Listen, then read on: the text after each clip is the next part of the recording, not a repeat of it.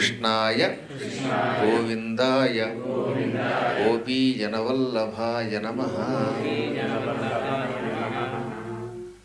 పరమాత్ముడికి గుణరూప కర్మములు లేవు. ఇప్పుడు నన్ను చూడగానే ఈ ముక్కు, కళ్ళు, చెవులు, నాలుక, చర్మం ఇవన్నీ కనపడుతున్నాయి. దీనికి రూపము అని పేరు. ఈ రూపంతో పాటుగా ఆ వ్యక్తిలో ఉన్న గుణములు కూడా ప్రవర్తనని బట్టి తెలుస్తాయి. సత్వము, రజస్సు, తమస్సు అని 3 రకాల గుణాలు ఉన్నాయి. ఈ గుణములు ప్రతి వ్యక్తిలో ఉంటే, త్రిగుణాలు ఉంటేనే ఆ వ్యక్తి ఉంటాడు. అవి లేకపోతే ఆ శరీరమే ఉండదు. కాబట్టి రూపముండి గుణం ఉన్నటువంటి వ్యక్తి ఏదో ఒక పని చేయకుండా ఉండలేడు. ఆఖరికి నిద్రపోవడము పని, తినడము పని. కాబట్టి ఏదో ఒక కర్మాచరణం చేస్తాడు. అందువల్ల గుణ రూప కర్మములు కలిగినటువంటి వాణ్ణి జీవి అన్నారు. కానీ భగవంతుడికి మనలాగా ఒక రూపం లేదు, గుణం లేదు, కర్మ లేదు. అయినా ఆయన ఎలా పొందగలుగుతాం?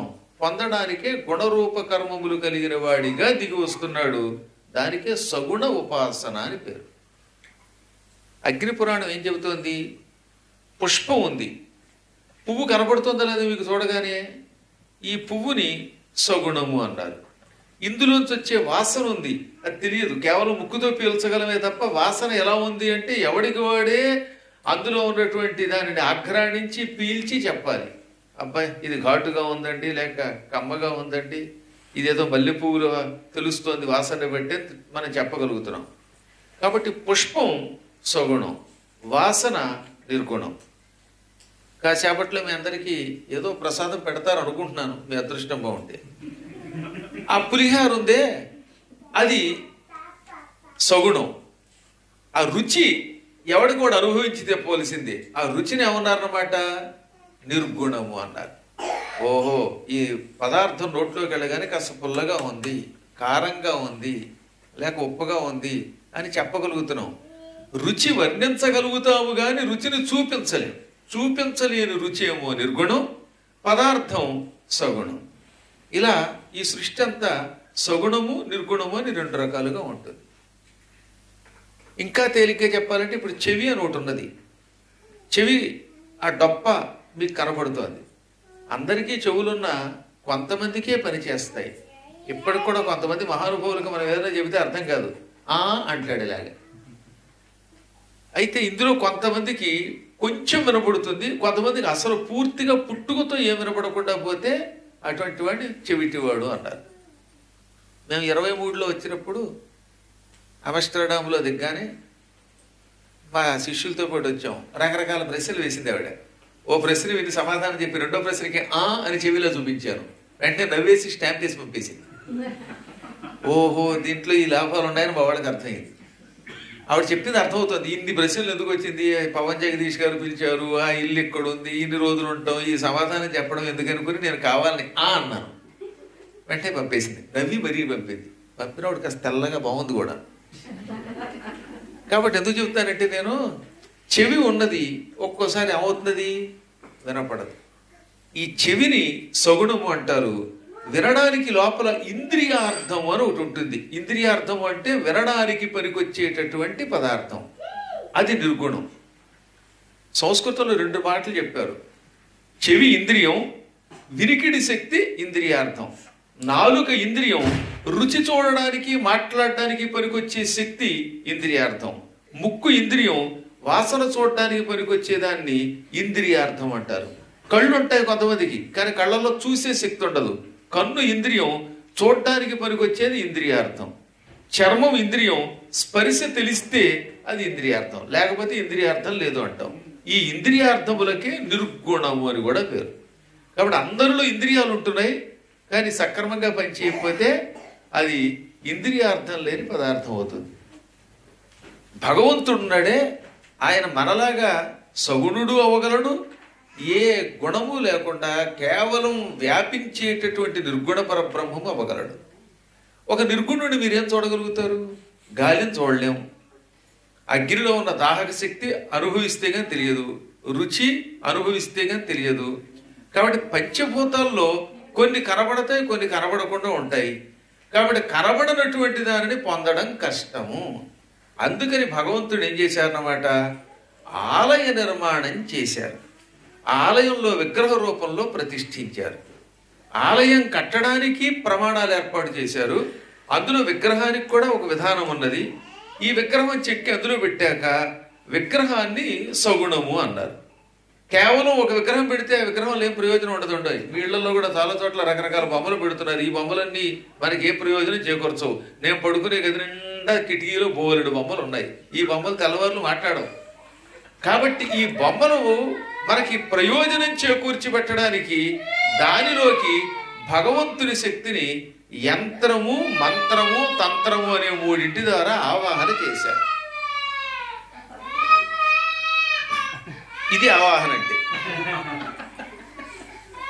చూశారో లేదో, ఒక్కసారి పిల్లవాడు మంత్రం ద్వారా యంత్రం ద్వారా ఆవాహన చేయగానే తల్లిలో తండ్రి కంగారెడ్డి వెళ్ళారా లేదా? అలాగే విగ్రహంలో కూడా ఈ మంత్ర యంత్ర తంత్రాలను ఆవాహన చేస్తే దేవుడు పరిగెత్తుకొస్తాడు. ఆ భగవంతుడిని ఇక్కడికి దింపడానికి ఏర్పాటు చేసినదే ఆలయ వ్యవస్థ. అత్యంత ప్రాచీన కాలంలో, కృతయుగంలో, సృష్టి ఆరంభంలో మనం అందరం భగవల్లోకాలకు వెళ్ళగలిగేవాళ్ళం. భగవంతుడు ఒక రూపంతో దర్శనమిచ్చేవాడు, ఆయన దగ్గరికి తీసుకెళ్లేవాడు, మళ్ళీ మన దగ్గరికి ఆయన వచ్చేవాడు. ఇచ్చిపుచ్చుకునే బంధం ఉండేది. కృతయుగంలో చాలా మంది మహారాజులు, వైవస్వత మనువు లాంటి వాళ్ళు అన్ని లోకాలకి వెళ్ళి తిరిగి వచ్చారు. క్రమంగా శక్తి తగ్గింది. మళ్ళీ త్రేతాయుగంలో కొద్దిమంది వెళ్ళారు, కొంతమంది వెళ్ళలేకపోయారు. వెళ్ళలేని వాళ్ళ శక్తి ఎక్కువ పెరిగింది. ద్వాపర యుగంలో 130 మంది మాత్రమే ఊర్ధ్వలోకాలకు వెళ్ళి తిరిగి వచ్చారు. కలియుగంలో పైకి వెళ్ళి తిరిగి వచ్చేవాడు చాలా అరుదు. ఉన్నారు, అసలు లేరు అంటలేదు. వాడు కనపడరు. కనపడి నేను మిమ్మల్ని అక్కడికి తీసుకెడతానని చెప్పడు. చెప్పాడంటే మోసగాడు. కలియుగంలో పొరపాట్లు కూడా ఏముంటాయి, మిమ్మల్ని వైకుంఠానికి పట్టుకుపోతాను. ఇక కొన్ని మతాల వాళ్ళు ఉన్నారు, ఆదివారం వస్తే నూనె రాసి పరలోకానికి టిక్కెట్ అంటున్నారు. ఈ మధ్య కొత్త పద్ధతి అండోయి. ఆ మధ్యలో సంభాషణ పెట్టారు నాకు. ఏమంటే నాకు ఇప్పుడు స్వర్గలోకానికి వెళ్ళడానికి, అక్కడికి వెళ్ళడానికి, హెవెన్కి వెళ్ళడానికి ఎంతండే అంటే 50,000 అన్నాడు. తగ్గించుకోకూడదు ఏంటంటే అన్నాడు వీడు. అక్కడ ఎంతమంది తడపాలి? పాస్టర్లను తడపాలి, వాళ్ళని తడపాలి, వీళ్ళందరినీ తడిపి నీకు సీటు వద్దా, అక్కడ నీకోసం ఇల్లు కేటాయించద్దా, నెంబర్ 10 ఇల్లు ఆల్రెడీ ధూళిపడవ లాగేశారు కనుక నెంబర్ 8 నెంబర్ 11 ఇవ్వద్దా, దానికి ఎంత ఖర్చు అవుతుంది? 50,000 ఇమ్మన్నాడు. 50,000 ఇస్తే పట్టుకుపోతాట. ఇలాంటి వాళ్ళంతా కూడా దొంగలు. ఎవరికి వాళ్ళే ఉద్ధరేది ఆత్మనాత్మానం, తమను తానే ఉద్ధరించుకోవాలి. కానీ డైరెక్ట్గా మిమ్మల్ని అక్కడికి పంపలేడు. పంపడానికి కావలసిన మార్గం చూపిస్తారు. ఆ మార్గం కలియుగంలో ఆలయ వ్యవస్థ అన్నారు. ఇది మనకు అగ్నిపురాణం చెబుతున్న మాట. ఆలయం నిర్మాణం చేసి అందులో ఒక విగ్రహాన్ని పెట్టి, ఈ విగ్రహం విష్ణుదేవుని విగ్రహం అయితే 40 రోజుల పాటు ఆయనకి కావలసిన మంత్రాన్ని అనుష్ఠానం చేసి ఆ విగ్రహంలో యంత్రంలోకి ధారపోస్తారు. శ్రీ మహావిష్ణువు యొక్క ఆలయం కట్టాలనుకున్నారనుకుందాం మీరు. ఆయనకి ఆలయం కట్టాలంటే ఖచ్చితంగా నియమం ఏమిటి? చతుర్భుజములున్న ఆలయం కట్టాలి. కోరికలు తీరుస్తాడు ఆయన. విశ్వరూప సందర్శనం ఉన్న ఆలయాల్లో మోక్షం తొందరగా ఇస్తాడు. చతుర్భుజుడైనటువంటి విష్ణువు అయితే కోరికలు తీరుస్తాడు. కోరికలు లేకుండా ఎంతమంది ఉంటారు? ఇంత దూరం వచ్చారంటేనే కోరికలు ఉన్నాయి. కాబట్టి నెదర్లాండ్స్ వెళ్ళాం, అక్కడ ఒక ఇల్లు, ఏదో దేవుడు 1 ఇల్లు 2 ఇల్లు 3 ఇళ్ళు కట్టుకోవాలి. కనీసం ఒకటి వచ్చినా చాలు. కాస్త సిటిజన్షిప్ కావాలి, పిల్లలు చదువుకోవాలి, మినిమం కోరికలు అందరికీ ఉంటాయి. ఇలాంటి కోరికలు తీర్చడానికి పరమాత్ముడిని విష్ణువునైతే చతుర్భుజుడిగా ప్రతిష్ఠించుము అన్నాడు. ఇది ప్రామాణికంగా అగ్నిపురాణములో వేదవ్యాసుల వారు మనకు అందించిన మాట. పైగా వ్యాసుడు అందించిన, చెప్పింది సాక్షాత్తు బ్రహ్మ. 4 చేతుల్లో శంఖము, చక్రము, గద, పద్మం కాని, లేదా శంఖ చక్రములతో పాటుగా అభయహస్తం ఒకటి, వరదహస్తం ఒకటి. ఒకటేమో భయం లేకుండా చేస్తే అభయము అంటారు, వరాలు ఇచ్చేదాన్ని వరదహస్తము అంటారు. ఇలాంటి చేతులు కానీ, లేదా శంఖము, చక్రము, గదతో పాటుగా పద్మం లేకుండా ఒక చేతితో అభయం ఇచ్చే ముద్ర కానీ, ఓ చేతిలో పద్మం ఉండే కానీ, ఇలాంటి విగ్రహాన్ని తయారు చేయించుకోవాలి. ఈ విగ్రహాన్ని ప్రతిష్టకు ముందు 40 రోజులకి తక్కువ కాకుండా దానిలోకి మంత్రాన్ని ఆవాహన చెయ్యాలి. అనగా ఒక విగ్రహాన్ని ప్రతిష్ఠించే ముందు 40 రోజుల ముందు తీసుకునేవాళ్ళ మన గుడికి. నేను చెప్పేది పూర్తిగా ఇటుకలతో కానీ లేకపోతే రాళ్లతో కానీ శాస్త్రోక్తంగా తయారు చేసినటువంటి ఆలయాల్లో. ఈ ఆలయాల్లోకి విగ్రహం తీసుకొచ్చి ఒక పక్కన పడుకోబెట్టాక ప్రతిదినము నారాయణుని అష్టాక్షరీ మంత్రము, అదే కృష్ణాలయం అయితే కృష్ణుడి యొక్క మంత్రము అనుష్ఠానం చెయ్యాలి. ఎవరు? కొంతమంది దానికోసం నియోగింపబడినటువంటి వాళ్ళు, బ్రహ్మలు. ఈ బ్రహ్మలు మంత్రం జపం చేశాక ప్రతిదినము ఆ విగ్రహం మీద కాసి నీళ్లు విడిచిపెట్టాలి. అప్పుడు ఆ విగ్రహంలోకి మంత్రబలం వల్ల పరమాత్ముని శక్తి క్రమక్రమంగా వస్తుంది. భగవంతుడిలో 16 కళలు ఉంటాయి. ఈ 16 కళలతో ఆయన దిగిరాడు. అందులో 16 కళలని ఆవాహన చేసిన 1 లేక 2 కళలు చేరుతాయి. అప్పుడు ఆ విగ్రహాన్ని చుట్టూతో ప్రదక్షిణ చేస్తే మనకు కోరికలు తీరుతాయి. అప్పుడు ఆ విగ్రహానికి నైవేద్యం పెడితే ఆ నైవేద్యం ఆయన స్వీకరిస్తాడు. అందులో ఉన్న కొంత పదార్థాన్ని తాను తిని మిగతా దాన్ని మనకు నైవేద్యంగా ఇస్తాడు. ఇంక దీంతో పాటు విగ్రహ ప్రతిష్ఠ చేయడానికి అడుగున ఒక యంత్రం పెడతారు. ఈ యంత్రం కూడా పూర్తిగా బంగారంతో కానీ లేక వెండితో కానీ పంచలోహాలతో కానీ ఏమీ లేకపోతే రాగి రేకు కానీ తయారు చేయించాలి. విష్ణువు యొక్క యంత్రానికి లోపల బీజాలు ఉంటాయి. ఆ యంత్రం ఎవరు పడితే వాళ్ళు వేయలేరు. వేయడానికి కొన్ని నియమాలు ఉంటాయి. ఇప్పటికి కూడా భారతదేశంలో యంత్ర ప్రతిష్ఠ చేసే మహానుభావుల దగ్గర యంత్రం తీసుకోవాలి. ఎందుకంటే అక్షరాల్లో తేడా వస్తే ప్రయోజనం ఉండదు. సరిగా ఒక్కోసారి ప్రమాదం కూడా రావచ్చు. ప్రమాదం తక్కువ కానీ ప్రయోజనం ఎక్కువ ఉండదు కనుక యంత్రం చేయించుకొని ఈ యంత్రమునకు కూడా ఇలాంటి అర్చకోత్తములు పురోహితుల బృందము ద్వారా జపం చేయించి ఈ జప ఫలితం అందులో ధారపోస్తారు. అనగా ఓ 1000 సార్లు నారాయణ మంత్రం చేశారు అనుకుందాం. ఓం నమో నారాయణాయ.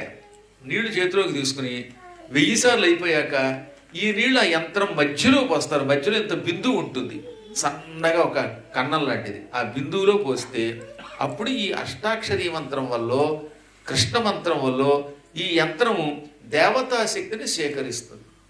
ఇక్కడ ఎక్కడో క్వశ్చన్ కొడితే వాట్సాప్ వెళ్ళిపోట్ల ఇండియాకు అమెరికాకు, అలాగే యంత్రంలోకి మంత్రశక్తి కూడా వెళ్ళి దాన్ని అత్యంత శక్తివంతం చేస్తుంది. ఈ యంత్రాన్ని ముందు ప్రతిష్ఠించడమే ప్రాణప్రతిష్ఠ అనంతరం ప్రతిష్ఠ అంటే. నిజానికి ఆలయంలో దేవుడి ప్రతిష్ఠ అంటే ఏంటనుకుంటారు? విగ్రహం పెట్టడం కాదు. విగ్రహం తర్వాత ఎప్పుడు పెట్టినా పెట్టచ్చు. రాత్రి 9:34 ముహూర్తం పెడితే, లేదా బ్రాహ్మీ ముహూర్తంలో 5:34 పెడితే, లేదా ఉదయం 11:30 పెడితే ఆ 11:30కి యంత్రమును అక్కడ పెట్టాలి. యంత్ర ప్రతిష్ఠ అయితే దేవతా ప్రతిష్ఠ అయినట్టే. ఆపై దాని మీద దేవుడి విగ్రహాన్ని పెట్టాలి.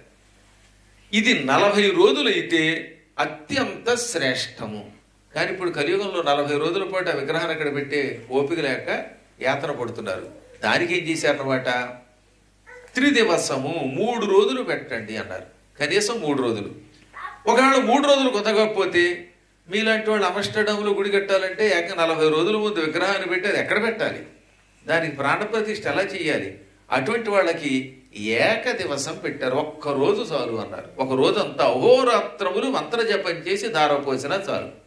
అది లేకపోతే దినమర్థం తదర్థం వా ముహూర్తం క్షణమేవవా. నాయనలారా, 1 రోజంతా జపం చేయలేకపోతే, ఆ యంత్రంలోకి ఆవాహన పరమాత్ముడి చేయలేకపోతే పగలన్నా చెయ్యండి. దినము అంటే పగలు, రాత్రి అంటే చీకటి పడిన కాలం.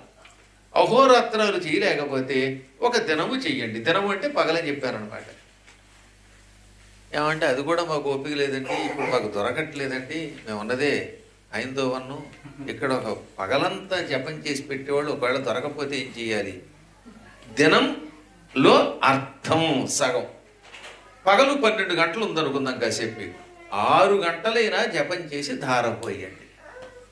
6 గంటలు చేయలేకపోతే తదర్థం వా 6లో సగం 3 గంటలైనా ధారపోయండి. అబ్బే అంటే ముహూర్తం 24 నిమిషములైనా జపం చేయండి అన్నాడు. 24 నిమిషములు జపం చేసిన కొన్ని కారణాంతరాల వల్ల కలియుగంలో అందులోకి శక్తి వస్తుంది. కాకపోతే చేసేవాడు ఏకాగ్ర చిత్తుడే చెయ్యాలి.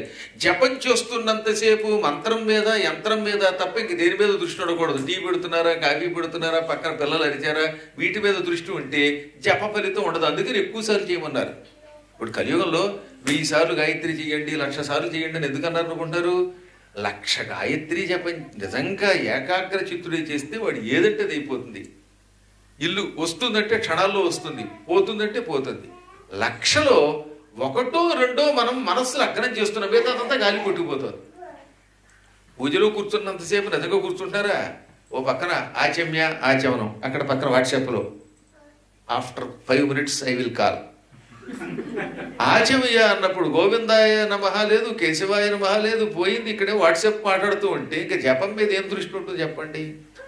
అందువల్ల ఏమిటంటే ఓ 1000 సార్లు 108 సార్లు 1,00,000 సార్లు చెయ్యండి. ఆయన చేస్తే ఒక్కసారైనా మంత్రము చేస్తున్నప్పుడు ఆ మంత్ర అధిష్టాన దేవత మీద మంత్రం మీద మనస్సు లగ్నమైతే అది నిన్ను రక్షిస్తుంది అన్నారు.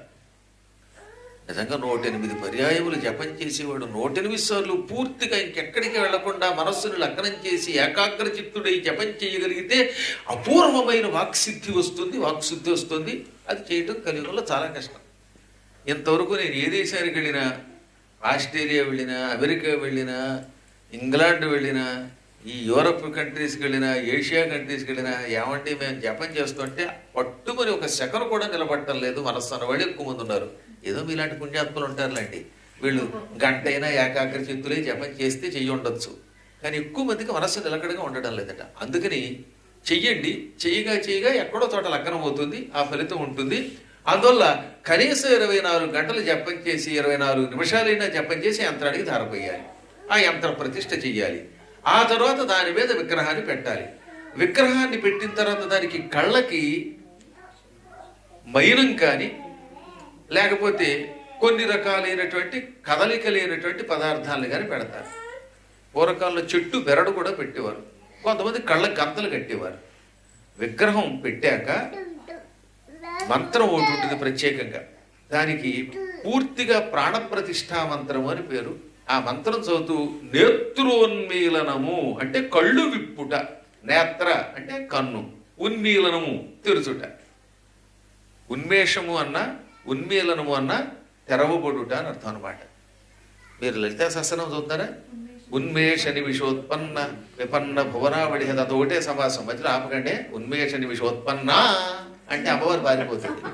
ఉన్మేష నిమిషోత్పన్న విపన్న భువనావళి. ఉన్మేష అంటే కన్ను తెరిచింది. అప్పుడు ఏమయ్యేట? అమ్మవారు కన్ను తెరిస్తే ఉత్పన్న పుట్టబడిన భువనావళి లోకములు కలది. అంటే అమ్మవారు కన్ను తెరిస్తే ఇన్ని లోకాలు పుట్టాయి. ఇప్పుడు నిమిష కన్ను మూసింది, అప్పుడేమైంది? లోకాలన్నీ నాశనం అయిపోయాయి. అందుకని విపన్న భువనావళి, అమ్మ కన్ను మూయగానే లోకాలన్నీ ధ్వంసం అయిపోయాయి అన్నారు. ఇప్పుడు అర్థం చెప్పుకునేటప్పుడు ఉన్మేష నిమిష ఉత్పన్న విపన్న భువనావళి. భువనావళి సమస్త లోకములు, ఆవళి అంటే వరుస, భువన ఆవళి అంటే లోకముల సమూహం. అమ్మ కన్ను తెరిస్తే ఉత్పన్న, నిమిష అంటే కన్ను మూస్తే విపన్న నాశనము అయ్యాయి. ఈ విధంగా దానికి అర్థం ఏంటనమాట? అమ్మవారు కన్ను తెరిచింది, లోకములన్నీ పుట్టాయి. అమ్మ కన్ను మూసింది, లోకాలు నాశనం అయ్యాయి.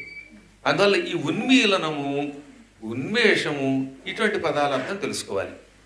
విగ్రహ ప్రతిష్ఠ అయ్యేదాకా కళ్ళని మైనంతో కానీ గుడ్డతో కానీ కప్పేయాలి.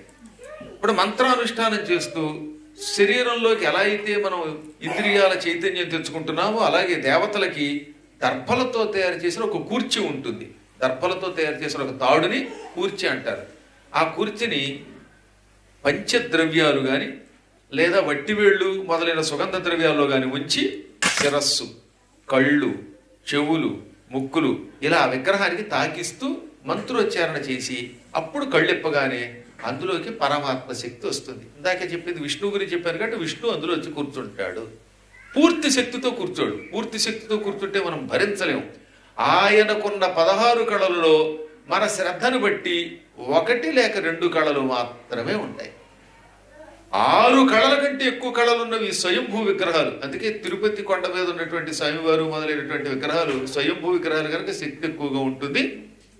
మానవ ప్రతిష్ఠిత విగ్రహాలలో 1 నుంచి 2 కళల వరకు మాత్రమే చేరుతాయి. ఇంకా అక్కడి నుంచి మనం పిలిస్తే పలకడం మొదలు పెడతాడు. ఆర్తితో పిలిస్తే పలుకుతాడు ఆయన.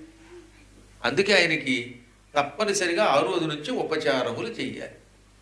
ఈ ఉపచారములు మొదటి రోజు ఏది మొదలు పెడితే చివరి దాకా దాన్ని కొనసాగించాలి. అందుకే ప్రతిష్ఠ చేసేవాడు కొంచెం జాగ్రత్తగా ఉండాలి. ఏమిటది? మహానైవేద్యం అనేది మీరు అలవాటు చేశారా ఇంకా విగ్రహానికి యావజ్జీవితం చేయవలసింది. అందుకే ప్రారంభంలోనే అక్కడ ఏమని చెబుతారంటే స్వామి మేము వాయు ప్రతిష్ఠ చేస్తున్నాం అనగా ఎవరైనా ముట్టుకోవచ్చును, ఏదైనా నైవేద్యం పెట్టవచ్చును, ఒకవేళ కుదరకపోతే నైవేద్యం పెట్టము అని సంకల్పం చెబుతారు. దానికి వాయు ప్రతిష్ఠ అని పేరు. దానివల్ల లాభం ఏంటో తెలిసిన, కొన్ని గుళ్ళు ఉన్నాయి, అందరూ స్వయంగా అభిషేకం చేసుకోవచ్చు, అందరూ స్వామిని ముట్టుకోవచ్చు, వాళ్ళకి తోచింది నైవేద్యం పెడతారు, ఒకవేళ పెట్టలేకపోతే కొంపములకదు. ఈ అలవాటు చేస్తే స్వామివారు దానికి అలవాటు పడతాడు, ఆ కళ అలాగే అలవాటు పడుతుంది. కానీ ఒకసారి అలా కాకుండా అర్చకుల చేతనే అర్చన చేయిస్తాము, ఈ రోజు నుంచి మేము మహానైవేద్యం పెడతాము, ధూపం దీపం మొదలైనవి ఇస్తాము అన్నామా, ఇక యావత్ జీవితం దానికి అలా చేయాలి. చేయకపోతే దోషం అవుతుంది. అందుకే మనం చేసే ముందే ఆలయ ప్రతిష్టలో ఈ రెండింటిలో దేనికి మనం సౌలభ్యాన్ని ఎంచుకుంటున్నామో చెయ్యండి. ఇప్పుడు మా గుళ్ళు మాకు చాలా పెద్ద విశాలమైన పీఠాలు కాబట్టి ఈ చివరి నుంచి ఆ చివరి దాకా ఉంటాయి కాబట్టి అందులో సత్యధర్మేశ్వరుణ్ణి పద్మేశ్వరుణ్ణి పెట్టాం. అది ఎవరైనా ముట్టుకుని చెయ్యొచ్చు. పద్మేశ్వరుడు ఉన్నాడు, చొక్కా విప్పి పంచె కట్టుకుని పైన కండువా వేసుకుని అభిషేకం చేసేవాడు స్వయంగా చేయొచ్చు. సత్యధర్మేశ్వరుడి దగ్గర ఆ నియమం లేదు, ఎవడు ఏ రూపంలో ఉన్నా వాడు ముట్టుకోవచ్చు. ధూళి దర్శనం కూడా చేసుకోవచ్చు, అనగా నడిచొచ్చి ఆ కుళ్ళు గుడ్డలతో కూడా వాడు దర్శనం చేసుకోవచ్చు. అలాంటివి కొన్ని ఉన్నాయి. ఇప్పుడు ద్వారకా తిరుమల నడిచి వెళ్ళామనుకోండి, స్నానం చేయకుండా ధూళి దర్శనం ఆ బట్టలతో దర్శనం చేసుకోవచ్చు అనమాట. అలాగే కాళహస్తితో లేకపోతే శ్రీశైలం నడిచి వెళ్ళిన వాళ్ళు నడిచి వెళ్ళినప్పుడు ఆ ప్రభావం ఉంటుంది కనుక స్నానం చేయకుండా దర్శనం చేసుకుని ఆ తర్వాత అభిషేకాలకి వాటికి వెళ్ళేటప్పుడు స్నానం చేసి వెళ్ళొచ్చు. ధూళి దర్శనం అని ఒకటి ఉన్నది. కొన్ని ఆలయాల్లో ఉండొచ్చు అలా, ఇప్పుడు కొన్ని ఆలయాల్లో ఉన్నాయో లేదో మాకు తెలియదు, కానీ ధూళి దర్శనం ఇప్పటికి కూడా ఉన్నది. మీకు వీలుంటే ద్వారకా తిరుమల వెళ్ళినప్పుడు నడిచి వెళ్ళినప్పుడు అక్కడ ప్రధాన అర్చకుల వారిని అడగండి, చెబుతారు ఆ విషయాన్ని. అర్చకుల వారు అటువంటి విషయాలు బాగా చెబుతారు. అలాంటి వాటికి ప్రాధాన్యం ఇస్తే ఎవరైనా వెళ్ళగానో దర్శనం చేసుకోవచ్చు. ఇప్పుడు మా అమ్మవారి గుడి ఉంది, అమ్మవారి గుడిలోకి అలా ఎవరు వెళ్ళడానికి వీల్లేదు. ఎందుకంటే మేము యంత్ర ప్రతిష్ఠ చేస్తున్నప్పుడు మహానైవేద్యము అర్చకులు మాత్రమే లోపలికి వెళ్ళి అభిషేకము అర్చన చేసే నియమం పెట్టాం.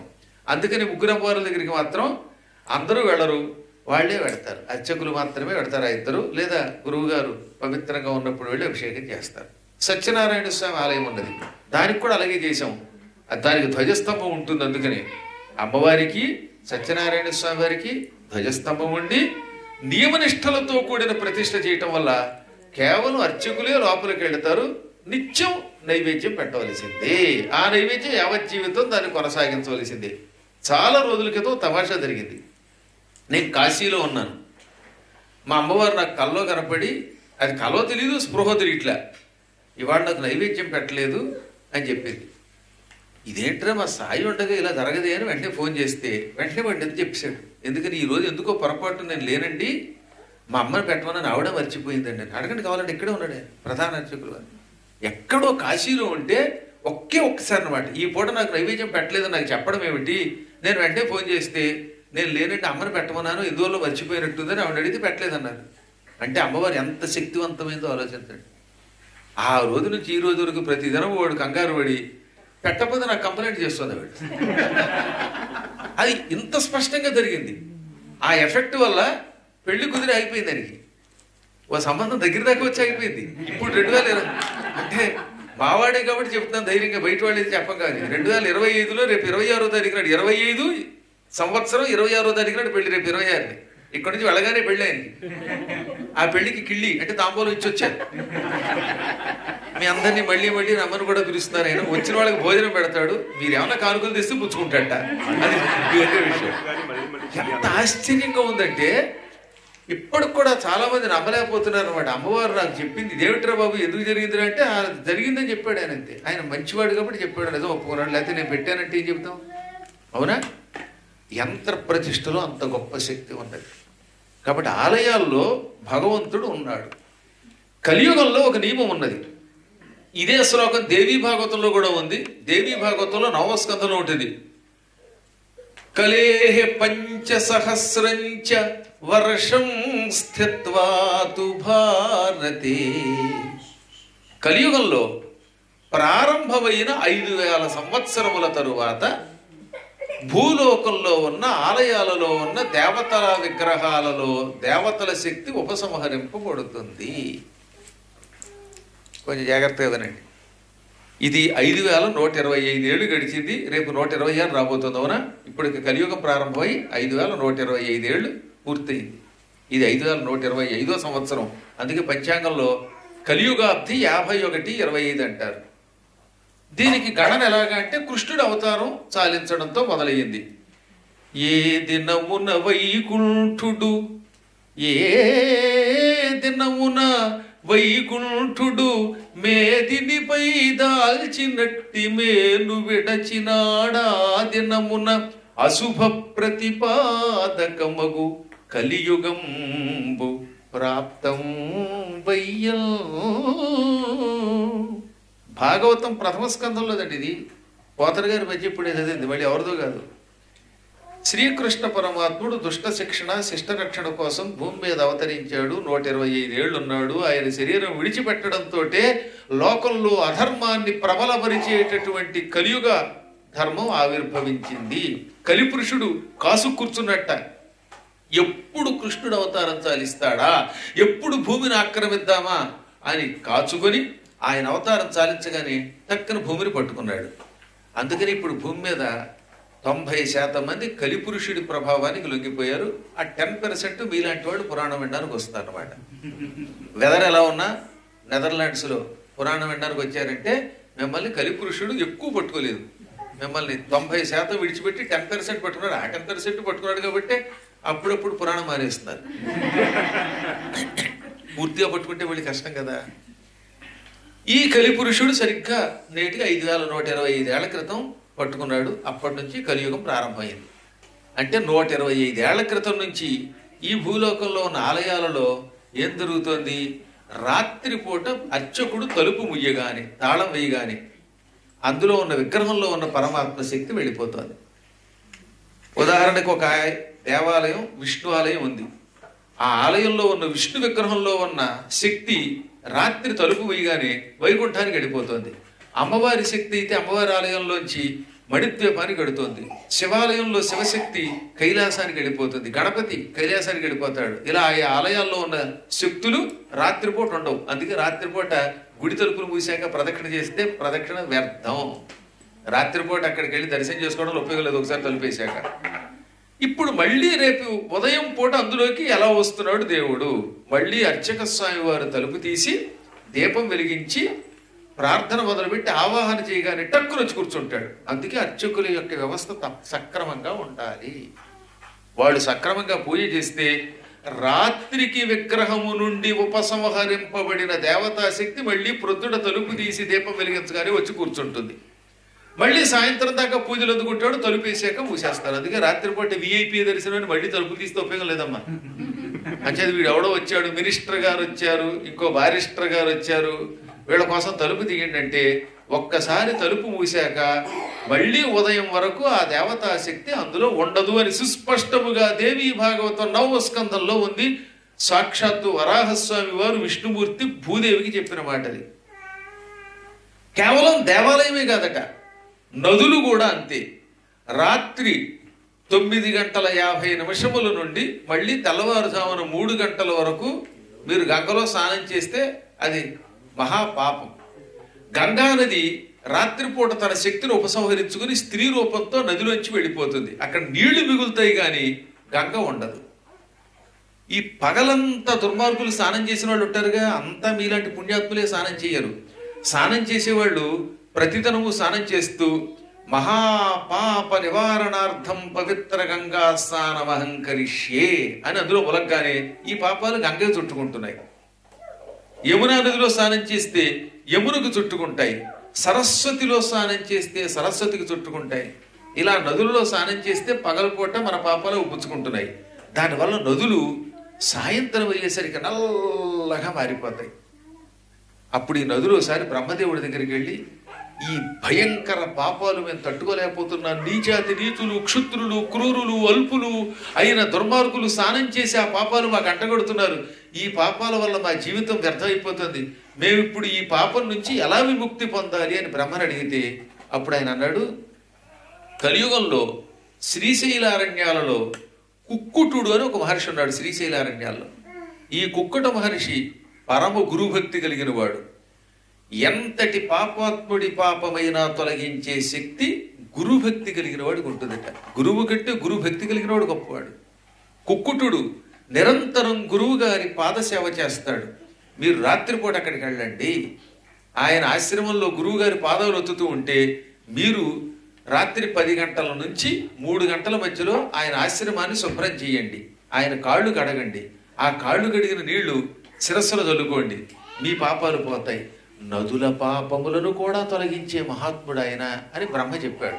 అప్పటి నుంచి ఏం చేస్తారట, ఈ గంగా, యమున, సరస్వతి వంటి నదులు రాత్రి 10 గంటల వేళ నదిలోంచి బయలుదేరి, అంటే నదిలో ఇక వాళ్ళ తమ శక్తిని ఉంచకుండా ఈ కుక్కుటుడు ఆశ్రమానికి వస్తారు.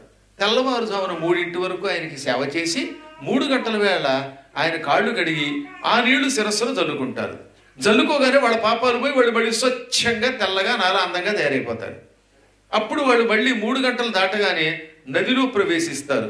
అందుకే గంగలో స్నానం చేయాలంటే 3 దాటాలి. రాత్రి 10 దాటాక రాత్రిపూట స్నానం చేయకూడదు. స్నానం చేస్తే ఏమవుతుందన్నమాట, ఈ పగలు దుర్మార్గులు స్నానం చేయటం వల్ల గంగకు వచ్చిన పాపాలు మీకు వస్తాయి. అసలు చేసే పుణ్యం ఎంత. అటువంటిది ఈ దిక్కుమాల పాపాలన్నీ మనం పుచ్చుకుంటే అసలు మనం తట్టుకోగలమా? అందుకనే రాత్రి స్నానం చేయకూడదు. మళ్ళీ ఇది ఎక్సెప్షన్ ఉంది. చాలా పెద్ద పరీక్ష పెడతాం అమ్మాయి బాడ. ఒక్క పుష్కరములలో మాత్రం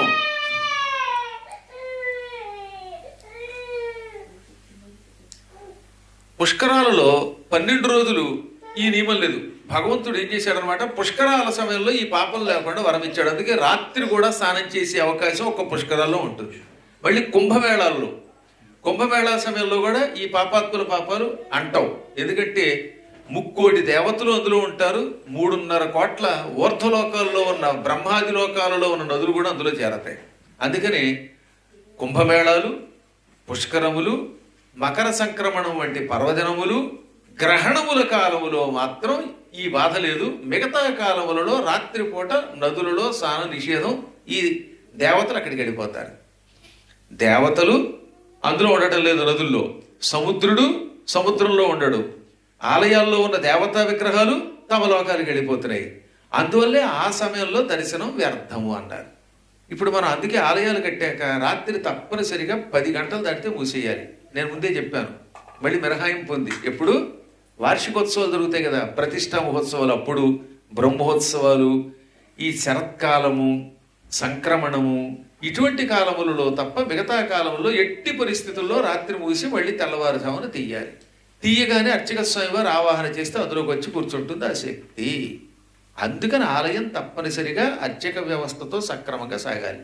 ఎప్పుడు ప్రాణప్రతిష్ఠతో, యంత్ర ప్రతిష్ఠతో, కేవలం నియమనిష్టలతో కూడిన ఆలయాలు ప్రతిష్ఠించినప్పుడు. వాయు ప్రతిష్ఠ అంటే ఎవరైనా వచ్చి ముట్టుకోవచ్చు, ఎవరైనా నివేదన చేయొచ్చు అని ప్రతిష్ఠిస్తే దానికి నియమం లేదు. అర్చకుడు రావక్కర్లా, తలుపు తీయక్కర్లేదు. అందుకే కలియుగంలో చాలా గుళ్ళు ఏం చేస్తారు, ముఖ్యంగా రామాలయాలు అంత ఆడామగానే తేడా లేకుండా వీళ్ళు ముట్టుకోవచ్చు, అభిషేకం చేసుకోవచ్చు. ఇంకా శివలింగం అయితే ఈ లింగములలో కూడా అనేక లింగములు ప్రతిష్ఠ చేసుకునే అవకాశం మనకి శివపురాణం ఇచ్చింది. మేము మొయ్యడానికి కుదరలేదు, తేలేదు. ఎందుకంటే మాతో పాటు మాకు 30 కేజీలే ఇచ్చాడు. పైగా గురువు గారి చేత బరువు పోయిస్తారు. మళ్ళీ లేకపోతే ఎందుకు వచ్చింది గొడవ అని ఆర్డర్ అక్కడ పెట్టుకోమన్నాం. తేట తెలుగులో కొన్ని శ్లోకాలు ప్రామాణికంగా ఇస్తూ మొత్తం శివపురాణం అంతా నేను రాశాను. భగవంతుడు నాకు ఇచ్చిన 2-3 వరాల్లో అనువాదం చేయటం ముఖ్యమైంది. గరుడ పురాణం చూశారు కానీ అది గీతా ప్రెస్కి ఇచ్చాం. శివపురాణం శ్రీశైల దేవస్థానం వారి కోసం రాశాను. శ్రీశైల ప్రభ అని ఒక పత్రిక ఉంది, చూశారా మీరు? ఆ శ్రీశైల ప్రభలో నేటికి 12 సంవత్సరములుగా రెగ్యులర్గా శివపురాణం సీరియల్గా వస్తుంది. అందులో రాసేసిన తర్వాత నేను దాన్ని మొదటి భాగం, 2వ భాగం ఇక్కడికి ఇచ్చాం. ఇక 3వ భాగం, 4వ భాగం మిగిలే. అవి కూడా వస్తే సంపూర్ణ శివపురాణం 24 శ్లోకాలతో వస్తుంది. ఇలా సంక్షిప్తంగా ఉండదు, పూర్తిగా వ్యాఖ్యానంతో ఉంటుంది. అద్భుతమైన పురాణం. అంటే వీటిల్లో సగం కట్ చేసి ఇచ్చారు. ఇది మిగతా ప్రెస్ వాళ్ళు ఇచ్చినవి. అది అలా కాకుండా మీకు ఏ అనుమానం లేకుండా చేశాం. అందులో చెప్పాడు ఏ ఇంట్లో అయినా ఒక శివలింగం ఉండవలసిందే.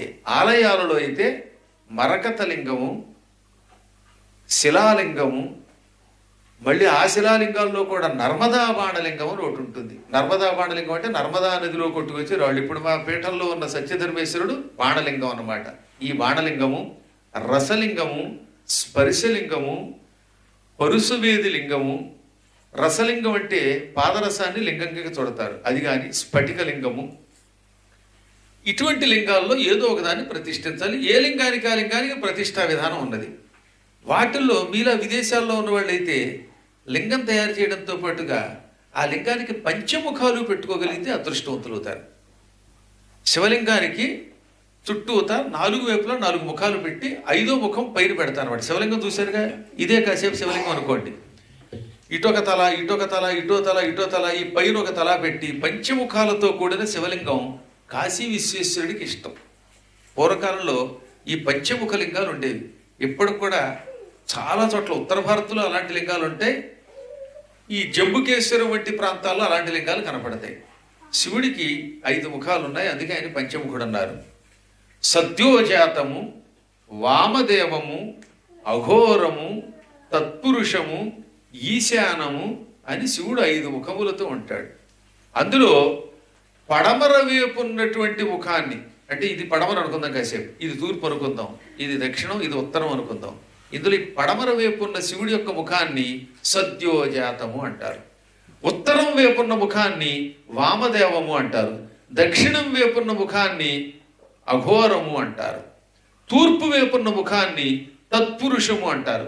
ఆకాశం కేసున్న దాన్ని, పైకున్నదాన్ని, ఇలా పైకి ఉంటుంది అన్నమాట ముఖం, దాన్ని ఈశానము అంటారు. అందుకే మంత్రాల్లో శాంతం పంచమమీశ్వరస్య వదనం ఖం వ్యాప్తి తేజోమయం, శివుని యొక్క 5వ ముఖం ఉన్నది, అది అత్యంత శాంత స్వరూపమైనది. ఖం అంటే ఆకాశమునందు వ్యాప్తమై ఉంటుంది. ఖం అంటే ఆకాశం అన్నమాట. ఆకాశం కేసి చూస్తూ ఆకాశం అంతా వ్యాపించి ఉంటుంది, దానికి ఈశానము అని పేరు. ఈ విధంగా 5 ముఖములను ఆ లింగంలోనే చెక్కి దానిని ప్రతిష్ఠిస్తే అటువంటి లింగమును అభిషేకించిన వాళ్ళు బ్రహ్మహత్యాది మహాపాతకాల నుంచి విముక్తులు పొందుతారు. పొరపాటును తెలియక అపవిత్ర పదార్థాన్ని నైవేద్యం పెడితే అది కూడా పవిత్రం అవుతుంది. సాధారణంగా భగవంతునికి నివేదన చేసే పదార్థాన్ని రుచి చూడకూడదు. మీ ఇంట్లో అంటే నా అదృష్టం బాగుండి మీరే పులిహోర రుచి చూసి ఆ ఎంగిలి పదార్థం నాకు పెట్టేయచ్చు, అందువల్ల ఏదో ఉప్పు ఎక్కువగా ఉందో లేదో చూడటానికి. కానీ దేవుడికి అలా పెట్టకూడదు. అందుకే దేవుడికి వండేటప్పుడు రుచి చూడకుండా అప్రాక్సిమేట్లీ చూసి వేసేయాలి. మన అదృష్టం బాగుంటే ఉప్పు ఎక్కువ ఉంటుంది, తక్కువ ఉంటుంది. ఈ మధ్యన ఒక ఆవిడ అమెరికాలో గురువు గారి మీద అభిమానంతో వంట నేర్చుకుందిట. వాళ్ళు వీళ్ళు వండి పెట్టడం ఏమిటి, నేను స్వయంగా గురువు గారికి వండుతాను అని. ఆవిడ జీవితంలో భర్తకు కూడా వండలేదు, వంట అంటే తెలియదు పాప. ఇప్పుడు గురువు గారు డాలస్లో అడుగు పెట్టారు వారి ఇంట్లోకి. మా కృష్ణపద్మ గారు ఓ రోజున వాళ్ళ ఇంటికి గురువు గారు ఆవిడ భక్తురాలంటే తీసుకెళ్ళింది. ఆ భక్తురాలు నేనే వండుతాను అందుటే. సరే వండింది.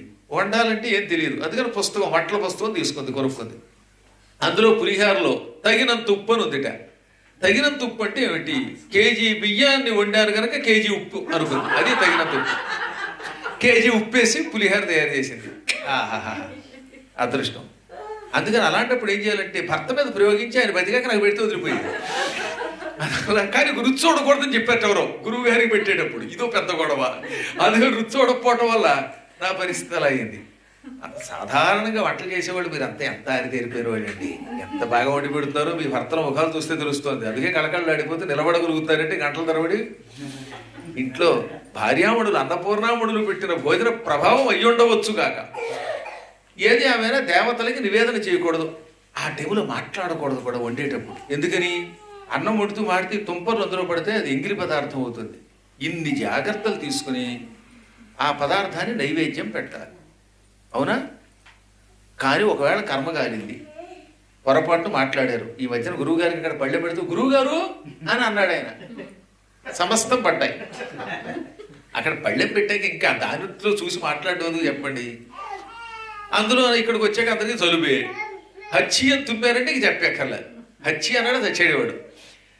ఇలాంటి ఆహారమును పొరపాటున గురువులకి దేవతలకి పెట్టకూడదు కదా, మర్చిపోయి పెట్టాం అనుకుందాం. కాసేపు ఏం చేస్తాం, ఒక్క బాణలింగం అయితే, ఈ పంచముఖాలతో కూడిన లింగం అయితే పొరపాటున అపవిత్ర పదార్థం నైవేద్యం చేస్తే దోషము రాదు. అందుకని లింగానికి పంచముఖాలు అందుకు పెడతారు.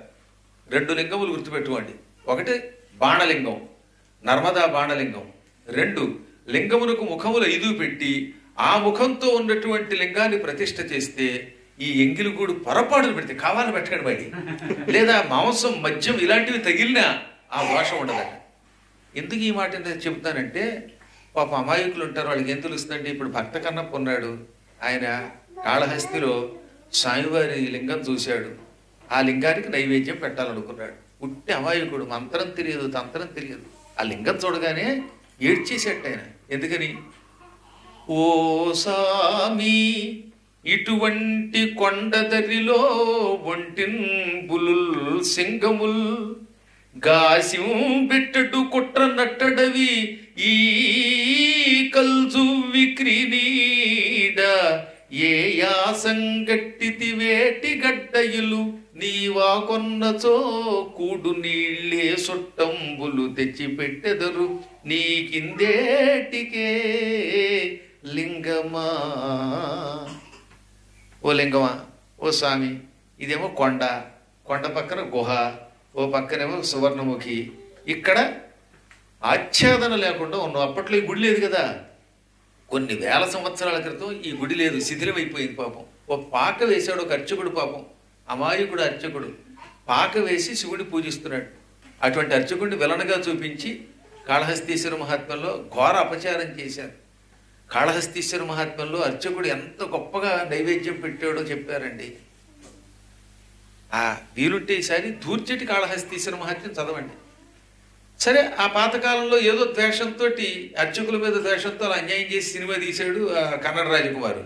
ఆ తర్వాత మళ్ళీ బాపు గారు వాళ్ళు ట్రీట్ చేసినప్పుడు కూడా ఆ కథని కొంత మార్పు చేసి కొద్ది పెసరు అదే కథను తీశారు. అక్కడ కూడా అర్చకుడిని విలన్ గారు చూపించారు, రావు గోపాలరావుని పెట్టి. కానీ దానికి పాప అర్చకుడు పరమ భక్తుడు పాపం. సరే, అదో కర్మను పెట్టేద్దాం. ఈ కొండదరిలో ఎందుకు కట్టుకున్నావు ఇల్లు?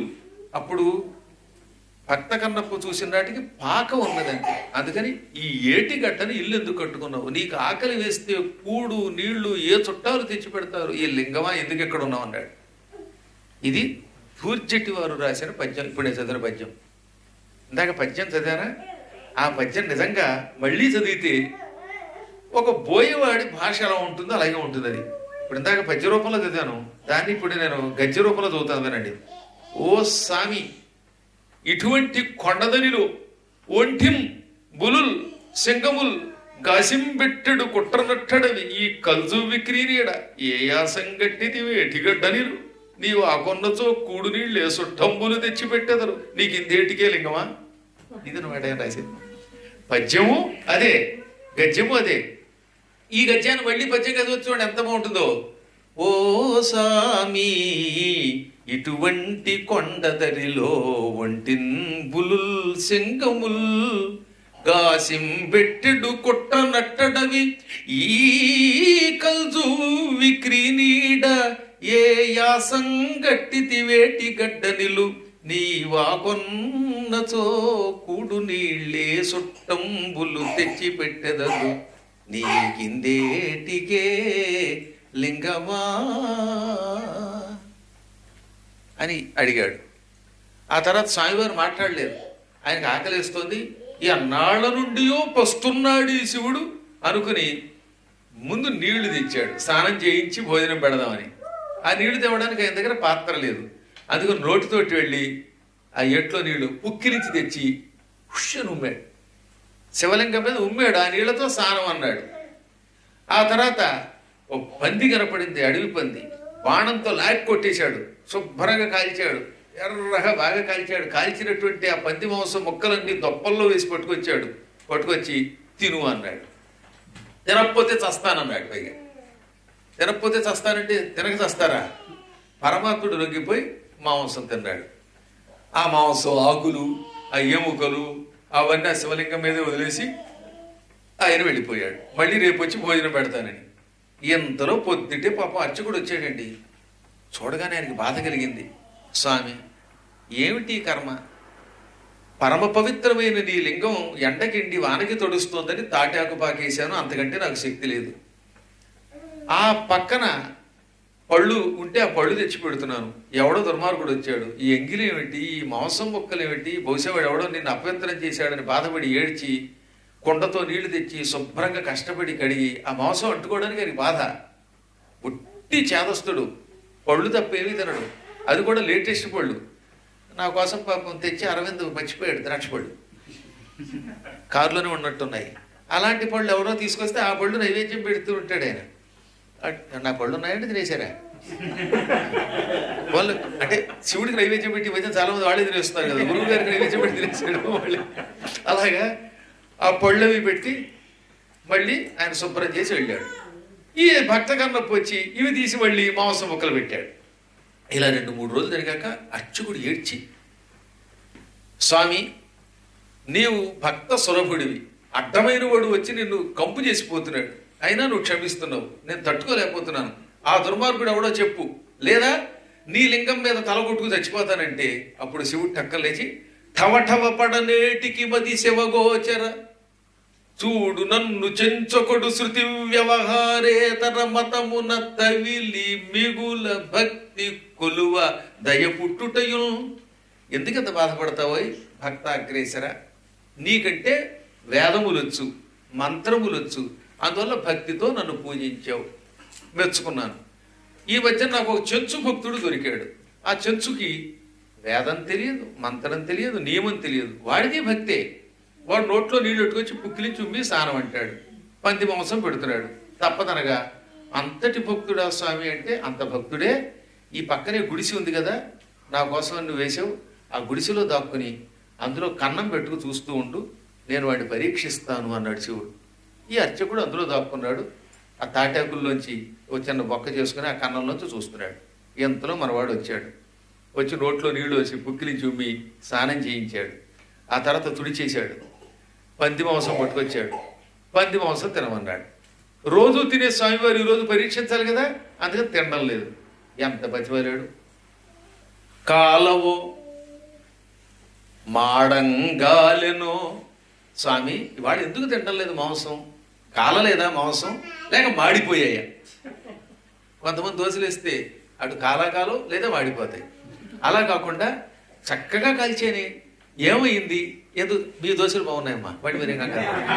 ఆవిడ అలా చూస్తున్నారు పాప అమ్మాయిగా. ఒక నా గురించి చెప్పారు, ఆవిడ బ్రహ్మాండంగా చేశారు. ఆవిడ దోశల్ని ఎవడన్నా వంక పెడితే ఆ తురకాడు కడుబావు, అందువల్ల బాగా మాడిపోయాయా, ఇంకేమైనా అయ్యాయా అంటే ఆయన మాట్లాడడం. ఎంత బతిమాలాడు. ఇంతలో కుడి కన్నులోంచి రసికారి పుసుకులు వచ్చాయి. అప్పుడు అర్థమైంది దీనికి, ఓహో స్వామివారికి కంటికి బాధ కలిగింది, కళ్ళకలక వచ్చింది. కళ్ళకలకు వస్తే ఎవరైనా అన్నం తినలేరు కదా. ఇప్పుడు ఒక ఆయనకి రాత్రి కడుపు బాగాలేదుట, పరిగెత్తాడు. ఇంకా వాడు పొద్దున్నే దోశలు ఏం తింటాడు, ఇడ్లీ ఏం తింటాడు చెప్పండి. అదనమాట, ఆ కడుపు బాగాలేనప్పుడు, కళ్ళు బాగాలేనప్పుడు, చెవులు బాగాలేనప్పుడు, ఆరోగ్యం బాగాలేనప్పుడు అన్నం తినలేరు అనుకున్నాడే.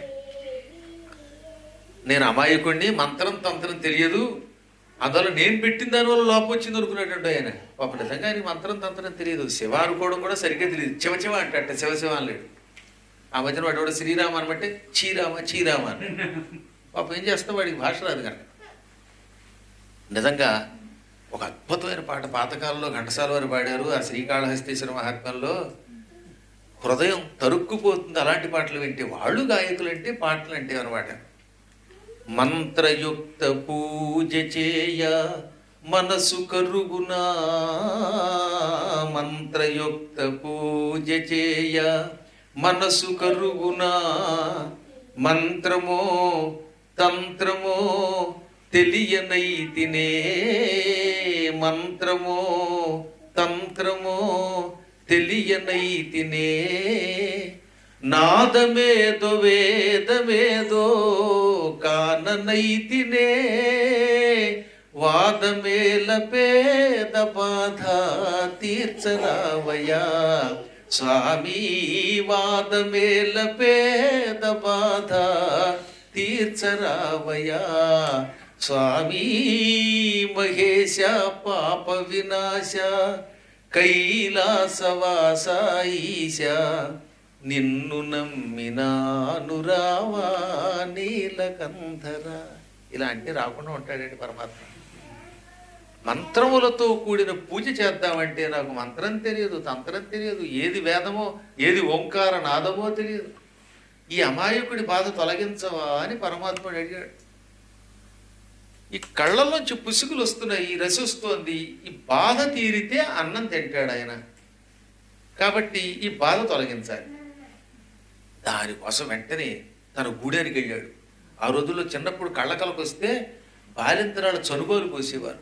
పాలు తెచ్చేట చనుబాలు, నెయ్యి ఆవునేతి ఒత్తులు వేశాడు, కొన్ని రకాల కలవ పువ్వులు మొదలైనటువంటి ఆకుల రసం పోశాడు, వెన్న మందులు, కన్న మందులు అన్నీ. గోరువెచ్చగా ఉప్పుని వేడి చేసి ఒక గుట్టలో చుడతారు, దాన్ని ఉప్పు వేస్తారు, అందులో గుట్టలో ఉప్పు వేసి వెచ్చ చేసి ఇలా కంటి మీద పెడితే బాధ తగ్గిపోయేది పూర్వం. అందుకని దాని కోక పొట్లం అని పేరు. అలాంటి పొట్లం పెట్టాడు. ఎన్ని పెట్టినా ఇంకా ఇంకా ఇంకా ఈసారి రసిక బదులుగా రక్తం కూడా వస్తూ ఉండేసరికి భయం వేసింది దీనికి. ఓహో, మందుల వల్ల ఈయన కంటి బాధ తగ్గడం లేదు, ఇంకేం చెయ్యాలి? కంటికి కన్నిచ్చేద్దాం అనుకున్నాడు ఆయన. నా కన్ను మీకు అక్కడ పెడితే సెట్ అయిపోతుంది అనుకుని జిర్రున బాణం తీసి, ఏదో అన్మూలపదిలో బాణం తీసి కసిక్కిన కంట్లో గుచ్చుకుని ఈ చివరి నుంచి పీకి గుడ్డు పీకి అక్కడ పెట్టేశాడు. అది వాడి భక్తి. మీరు బెక్కండి, ఆ లెవెల్ వేరు, ఆ స్థాయి వేరు. కన్నులో పెట్టగానే అతుకుపోయింది, రసి ఆగిపోయింది, అందంగా కనబడింది కన్ను. స్వామి అంత అదృష్టవంతుడి, ఇప్పటికి తెలిసింది నాకు మందు కన్ను పీకి కన్ను పెట్టడమే అనమాట. అంటే ఆ రోజుల్లో ఆపరేషన్ చేసి కన్ను పెట్టాడు. ఇప్పుడు మన వాడు చూడండి, చచ్చిపోయిన వాడు కళ్ళు తీసి పెడుతున్నారా, ఆ రోజుల్లో బతుకున్న వాడే కన్ను పెట్టాడు ఆయన. ఇప్పుడు ఏమైంది, ఒక కన్ను సెట్ అవగానే ఎడమ కన్నులోంచి మళ్ళీ రసి కారణం మొదలెట్టింది. ఇప్పుడు నాకు అర్థమైంది. ఒక పరికించి ద్వికచారుణ పద్మపత్ర వీధి వికళన్ మకరందధార క్రియ. అంతకంతకి తేనె పొట్టులోంచి తేనె కారినట్టుగా, వికసించిన తామర పువ్వులోంచి తేనె కారినట్టుగా, తామర పువ్వులు అంటే ఆయన కన్నులోంచి ఈ పొట్టు మళ్ళీ రక్తం కారింది ఎడమ కన్నులో నుంచి. అప్పుడు ఆయన ఏమన్నాడు తెలుసా? స్వామి, నీ దేవల్ల నాకు ముందు తెలిసింది, కుడి కన్నులోంచి రసి వస్తే కుడి కన్ను పెట్టాను, ఇప్పుడు ఎడమ కన్నులోంచి రక్తం వస్తోంది, రసి వస్తోంది, ఎడమ కన్ను పీకి పెడతాను. కానీ ఇప్పుడు నాకున్న బాధల్లా నీకు 3 కళ్ళు ఉన్నాయి, అది నాకు బాధ. నాకు 2 కళ్ళే ఇచ్చావు, రెండవ కన్ను బదులుగా రెండవ కన్ను పెడతాను.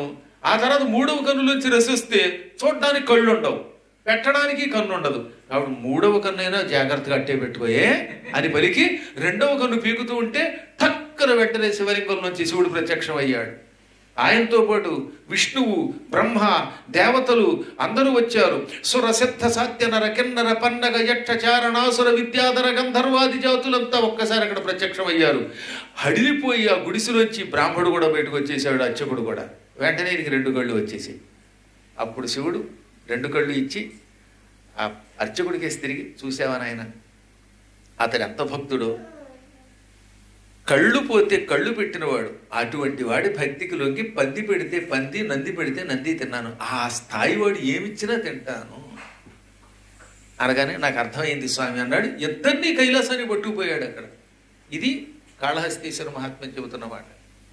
కాబట్టి ఆ స్థాయి భక్తులు అనుకోండి, ఏది నైవేద్యం పెట్టినా పర్వాలేదు. కానీ మనలో భక్తి కంటే పనుల ఒత్తిడి ఎక్కువైపోయింది కనుక శాస్త్రం తెలియకపోవటం వల్ల ఒక్కొక్కప్పుడు ఉపచారం బదులు అపచారం చేయొచ్చు. ఎంగిలి చేసిన పదార్థములు పెట్టవచ్చు, లేదా నీటి దుంపర్లో, ఉప్పు దుంపర్లో, ముక్కు దుంపర్లో, ఇంక రోడ్డు దుంపర్లో పడచ్చు, ఇంకేదో జరగచ్చు.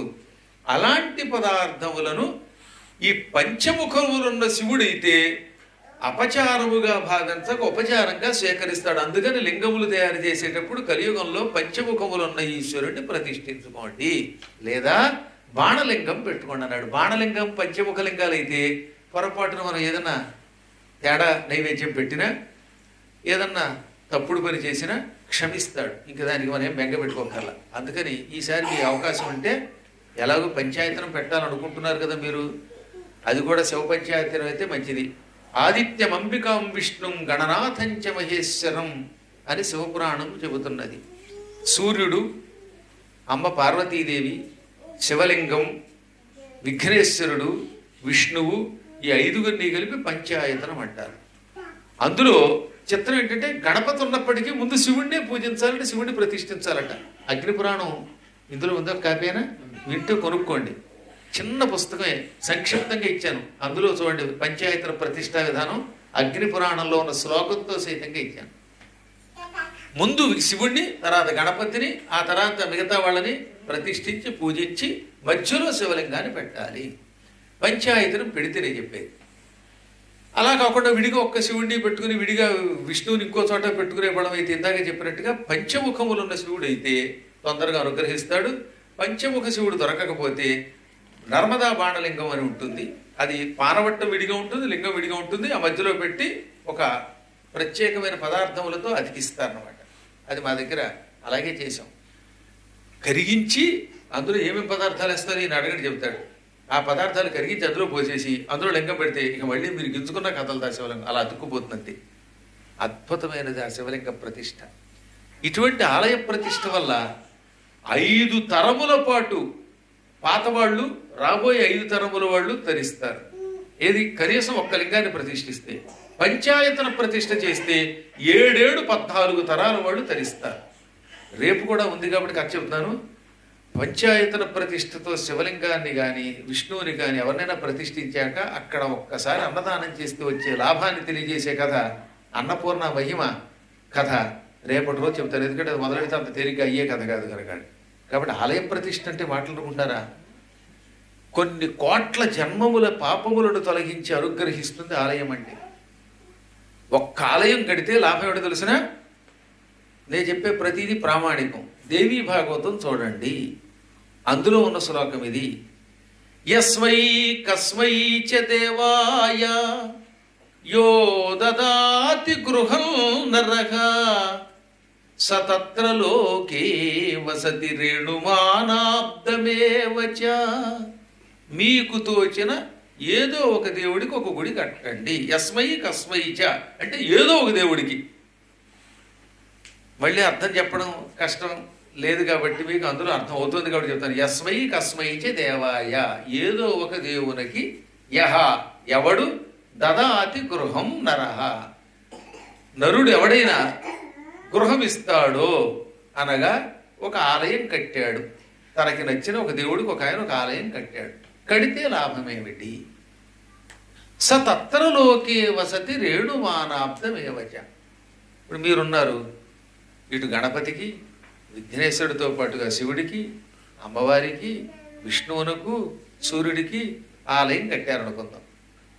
ఈ ఆలయం కట్టడానికి ఒక నేల తీసుకున్నారు కదా స్థలం. ఆ స్థలం పాతాళం వరకు తవ్వితే డస్ట్ పార్టికల్స్ పైకి ఎన్ని లేస్తాయి ఎవడని లెక్కెట్టగలడా?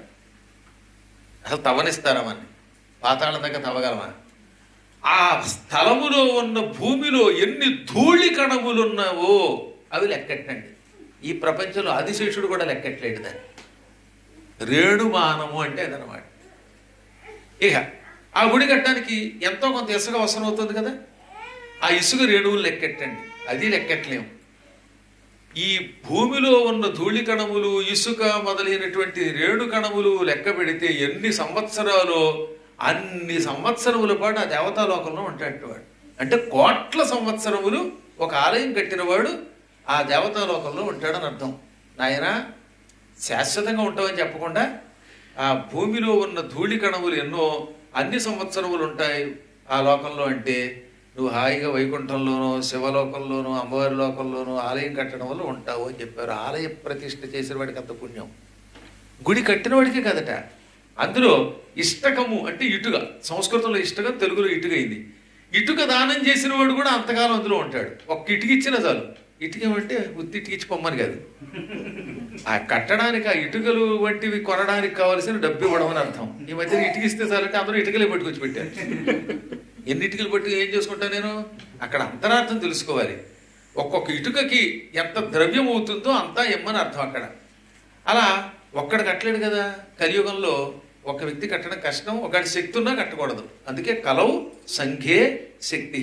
కలియుగంలో సంఘములో ఏకీకృతం అవ్వడంలో శక్తి ఉన్నది, ఒక గ్రూపుగా ఏర్పడడంలో శక్తి ఉంటుంది. అందువల్ల నిజంగా కూడా ఇప్పుడు మన సునీల్ గారు ఒక్కరే కట్టగలరు అనుకుందాం దేవుడి దేవల్ల, అయినా ఆయన కట్టకూడదట, అందరి దగ్గరికి వెళ్ళాలట. అలాగే అరవిందుడు తన పూర్వజన సుకృతం వల్ల ఏ ముహూర్తంలోనో సౌందర్య భార్యగా రావడంలో కోటీశ్వరుడు అయిపోయాడు అనుకుందాం. కొన్ని కోట్లు యూరోలు వచ్చేసాయి, అయినా అన్ని తను ఒక్కడే ఖర్చు పెట్టకూడదట. అందులో కొంత మాత్రమే డొనేషన్ ఇచ్చి మిగతా వాళ్ళందరి దగ్గర కలెక్ట్ చేసి కట్టాలి. ఎక్కువ మిగిలిపోతే నాకు ఇచ్చిన పట్టుకుపోతాను, నేనేమో అభ్యంతరం పెట్టాను అనుకోండి. శివుడి దగ్గర మాత్రం అందరి దగ్గర కలెక్ట్ చేయాలన్నారు. ఇలా అందరినీ అందులో భాగస్వాములు చేసి ఆలయం కడితే వీళ్ళందరికీ ఇదే ఫలితం వస్తుంది. రూపాయి ఇచ్చిన వాడి దగ్గర నుంచి కోట్లు ఇచ్చిన వాడి వరకు ఫలితం ఉంటుంది. కానీ శక్తి ఉండి మోసం చేస్తే ఫలితం రాదు. రూపాయి ఇచ్చిన వాడికి అదే ఫలితంట, 1,00,000 యూరోలు ఇచ్చిన వాడికి అదేట అనుకుని ఇవ్వగలిగిన వాడు ఇవ్వకపోతే శక్తి వల్ల ఇవ్వకపోవటం వల్ల ఫలితం నాశనం అవుతుంది. మోసం చేయకూడదు. ఓ రాజుగారు ఉండేవారు. ఆయన సింహాసనం మీద కూర్చున్న దగ్గర నుంచి ప్రతిదినము సాయి మనోజ్ గారిని, పవన్ శర్మ గారిని ఇలాంటి వాళ్ళని పిలిచి తోటకూర కట్టలు 4 ఇచ్చి పంపేవాట. రోజు తోటకూరే, ఇంకేమి ఇచ్చేవాడు కాదు. వాళ్ళంతా తెల్లబోయేవారు. రాజుగారు ఇంత ఐశ్వర్యవంతుడు డబ్బున్నవాడు అయ్యండి, తోటకూర కట్టలు ఇస్తాడేంట్రా కర్మ, పూట పూట తోటకూర ఏం తింటామని చెప్పండి, ఏదైనా మార్పు ఉండాలి కదా అనుకుని రాజుగారి దగ్గర ఏమనలేక తోటకూర పట్టుకెళ్ళేవారు. ఇంట్లో వాళ్ళు భార్యలు తిట్టేవారు, రోజు తోటకూర చేస్తున్నావు, తోటకూర పులుసు తెల్లకి చూస్తున్నావు అనేవారు. ఏం చేస్తావు, రాజుగారు ఇదే ఇస్తున్నారు అన్నారు వాళ్ళు. ఒక రోజున ఒక సన్యాసి వచ్చాడు రాజుగారి దగ్గరికి. మహారాజా, పూర్వం తోటకూరకి నువ్వు రాజు అయ్యావు, ఇప్పుడు తోటకూర ఇస్తే మళ్ళీ తోటకూర అమ్ముకుంటావు అన్నట్ట. రాజుగారికి మతిపోయింది. అయ్య బాబు మీకెలా తెలుసు అంటే, నాకు తెలుసు ఇప్పుడు చెబుతున్నాను చూడండి అని అందరూ వింటూ ఉండగా, ఈ రాజుగారికి పూర్వజన్మ రహస్యం తెలుసు, అందుకే తోటకూర దానం చేస్తున్నాడు. ఆ పూర్వజన్మ రహస్యం నాకు కూడా తెలుసు, చెబుతున్నా వినండి. ఈ రాజుగారు, ఈ జన్మలో రాజుగారు ఎంతో పూర్వజన్మలో కటిక దరిద్రుట, ముష్టెత్తుకునే ఒక ముష్టాడు. ఓ రోజున ఆయన పురాణానికి వెళ్ళాడు. ఆ పురాణంలో దానం చేస్తేనే పాపం పోతుంది, దారిద్ర్యం పోతుంది అని పౌరాణికుడు చెప్పాడు. దానం వల్ల మాత్రమే పాపాలు పోతాయి. అదాన దోషేణ భవే దరిద్రః, దరిద్ర దోషేణ కరోతి పాపం, పాపాదవశ్యం నరకం ప్రయాతి, పునర్దరిద్ర పునరేవ పాపి. ఎవ్వరికి ఏనాడు దానం చెయ్యకపోతే దానం చెయ్యని పాపాత్ముడు వచ్చే జన్మలో దరిద్రుడై పుడతాడు. ఈ జన్మలో దారిద్ర్యం వచ్చిందంటే పూర్వజన్మలో ఎవరికి దానం చెయ్యలేదు. ఇప్పుడు దారిద్ర్యం వల్ల ఏం చేస్తాడు వీడు, బతకడానికి పాపాలు చేస్తాడు. దొంగతనాలు, చీట్ ఫండ్లు ఇవన్నీ పెడతాడు. అందరిని ఎత్తిన చెంగేసి మళ్ళీ మోసం చేసి డబ్బు సంపాదించి బ్రతకడానికి కావలసిన పాపాలన్నీ చేస్తాడు. ఈ పాపం వల్ల మళ్ళీ చచ్చి నరకానికి పోతాడు. నరకంలో శిక్షలు అనిపించాక పునర్దరిద్ర, మళ్ళీ దరిద్రుడవుతాడు, పునరేవ పాపి, మళ్ళీ పాపాత్ముడవుతాడు. అందువల్ల ఎంతో కొంత దానం చేస్తేనే పుణ్యం వస్తుంది, దారిద్ర్యం తొలగుతుంది అని ఒక పౌరాణికుడు చెబితే ఆ ముష్టాడు విన్నట్ట. వాడి దగ్గర దానం చేయడానికి ఏమీ లేదు. ఆ పూట వీడు అదృష్టం బాగుండి ఎవరో 2 తోటకూర కట్టలు దానం చేశారు వీడికి. నా దగ్గర ఇది ఉంది కదా అని ఆ తోటకూర కట్టలు ఏం చేశాడు, ఇలాంటి ఓ పండితుడికి దానం చేశాడు. ఆ పుణ్యం వల్ల వీడికి చచ్చిపోయేటప్పుడు పూర్వజన్మ జ్ఞానం ఉన్నది. మళ్ళీ రాజుగారి కడుపును పుట్టాడు. కటిక దారిద్ర్యంలో పేదవాడిగా ఉన్నప్పుడు 2 తోటకూర కట్టలు తనకు దొరికితే అవి వండుకు తినక ఆఖరికి మాడిపోతూ కూడా దానం చేశాడు కదా. ఆ పుణ్యం వల్ల రాజుగారింట్లో కొడుకుగా పుట్టాడు. ఇతనికి పూర్వజన్మ జ్ఞానం ఉందన్నమాట. ఆహా, ముష్టెత్తుకునేవాడిని 2 తోటకూర కట్టలు దానం చేయటం వల్ల రాజునయ్యాను కాబట్టి తోటకూర కట్టలు దానం చేస్తే పుణ్యం అనుకున్నాడు, వినిపించాడు. అందుకని రాజు అయ్యాక ఏం చేస్తున్నాడు అనమాట, వచ్చిన వాళ్ళందరికీ తోటకూర తోటకూర. ఆ మధ్యన మా ఇంట్లో పీఠంలో ఉండగా తోటకూర తోటకూర అంటే ఏ తోటకూర అమ్మంటా ఉన్నాడు ఆయన. తోటకూర అమ్మడానికి వచ్చింది ఎప్పులది. అలాగా ఆ తోటకూరే దానం చేస్తున్నాడు. ఇది రాజుగారికి తెలుసు, నాకు తెలుసు, యోగశక్తితో కనిపెట్టాను అని అందరికీ ప్రజలకి చెప్పి, రాజా ఇప్పుడు విషయం చెబుతున్నాను విను, దారిద్ర్యంలో నీ దగ్గర లేనప్పుడు తోటకూర దానం చేయటం వల్ల ఆ పుణ్యం వల్ల రాజు అయి పుట్టావు. ఇప్పుడేమో నవరత్నాలు, బంగారపు కాసులు ఇన్నుండగా మళ్ళీ తోటకూర దానం చేస్తే వచ్చే జన్మలో తోటకూరే అమ్ముకుంటావు. డబ్బు ఉన్నప్పుడు, శక్తి ఉన్నప్పుడు దానం చేయకపోతే పాపం అండి అది. అందువల్ల ఎవరి శక్తిని బట్టి వాళ్ళు దానం చేయరు. ఇప్పుడు ఆవిడ దగ్గర 1000 యూరోలు దానం చేసే శక్తి ఉంటే 10 యూరోలు రహస్యంగా పెట్టేస్తే వాడి పాపం. 10 చేసేవాడు ఒకటే చేస్తే పాపం. పాపం 1 చేసే శక్తి ఉన్నవాడు 1 చేస్తే చాలు. తమ తమ శక్తిని అనుసరించి చెయ్యాలి, శక్తికి మించి చెయ్యకూడదు. అలాగని శక్తి ఉండి చేయకపోతే పాపము అనగా అప్పుడు రాజుగారికి కళ్ళు తెరుచుకుని ఆ రోజు నుంచి స్టాప్ తోటకూర అన్నాడు. ఆ తర్వాత బంగారం మొదలైన దానం చేయటం మొదలెట్టాడు. కాబట్టి ఈ గుడులు కడుతున్నప్పుడు 1 రూపాయి ఇచ్చిన వాడికి పుణ్యం ఉంది, 1,00,000 ఇచ్చిన వాడికి పుణ్యం ఉంది అన్నాం కదా అని మన దగ్గర 1,00,000 ఇచ్చే కెపాసిటీ ఉన్నవాడు €1 ఇస్తే నెక్స్ట్ జన్మలో యూరాలజిస్ట్ దగ్గరికి పరిగెత్తాలి. అందరూ జాగ్రత్తగా ఆచితూచి తమ తమ శక్తిని బట్టి దానం చేయాలి. మన పురాణాలు, ఉపనిషత్తులు, మార్కండేయ పురాణంలో ధర్మ కౌశికుడి యొక్క చరిత్ర ఉంటుంది కదా, సతీ సుమతి కథ ఉంది ఇందులో మార్కండేయ పురాణంలో. అందులో సుమతి ఏముంది? దానము ధర్మమే నీకు పుణ్యము, నిరంతరం వేదములు చదవడం వల్ల వచ్చే పుణ్యం, నిరంతరం ఎన్నో యజ్ఞములు చేయడం వల్ల వచ్చే పుణ్యం, అడవికెళ్ళి ముక్కు మూసుకుని తపస్సు చేయడం వల్ల వచ్చే పుణ్యం ఇంట్లో ఉండి కూడా దానం చేస్తే పొందొచ్చు అంటుంది. అది శ్లోకం అయితే దాని సముద్రాల వారు అనుకుంటారు, మంచి పాట రూపంలో రాశారు. సతీ సుమతి సినిమాలో కూడా పెట్టారు దాన్ని. సుశీల అద్భుతంగా పాడింది, మహానుభావుడు అని బాగా రాశాడు. చదువుకున్న పండితులు అయితే అలా రాస్తారు. ఇప్పుడు పాటలు వింటే చెంబు నీళ్ళలో దూకి చచ్చిపోవాలనిపిస్తుంది. ఆ రోజుల్లో అద్భుతమైన కవిత్వం అది.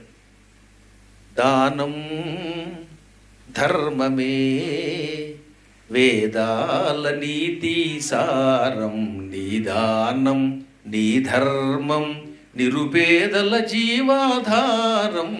దానం ధర్మమే వేదాల నీతి సారం, జపమాచరిల్చే జడధారి కన్నా దానాలు చేసే సంసారి మిన్నా.